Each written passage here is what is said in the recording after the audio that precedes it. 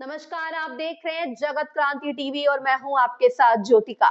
आइए रुक करते हैं खबर की ओर।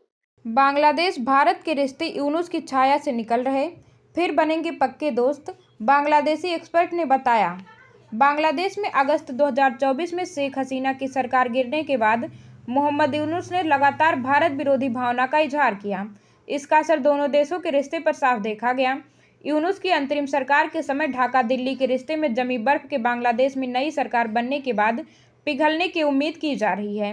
बांग्लादेश में बीते महीने तारिक रहमान के पीएम बनने के बाद से दोनों देशों में तीखी बयानबाजी बंद हुई है, लेकिन रिश्ता सुधारने की ओर कोई बहुत बड़ा कदम अभी नहीं उठाया गया है।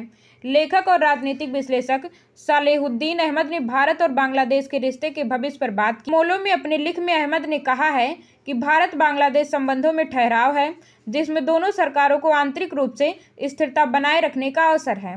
दोनों देशों के बीच संबंधों की मौजूदा स्थिति को समझने के लिए मुख्य रूप से 3 पैमानों पर गौर करना होगा।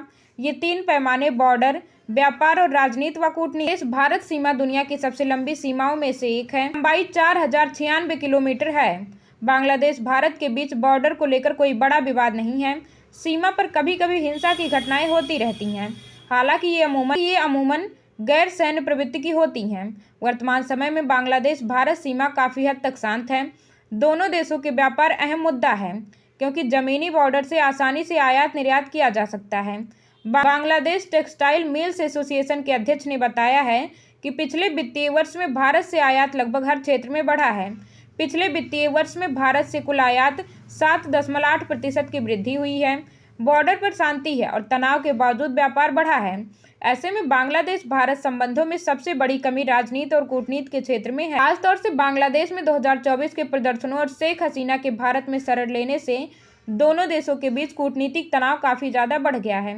विशेषज्ञों का कहना है कि शेख हसीना को शासन चलाने में मदद के लिए बांग्लादेश की आबादी का एक हिस्सा भारत की ढाका में दखल से जुड़े ज़्यादातर आरोप हवाई साबित हुए। इसके बावजूद एक वर्ग के मन में भारत विरोधी भावना है, जिसे दूर करना जरूरी। इस खबर में बस इतना ही। बने रहिए जगत क्रांति टीवी के साथ।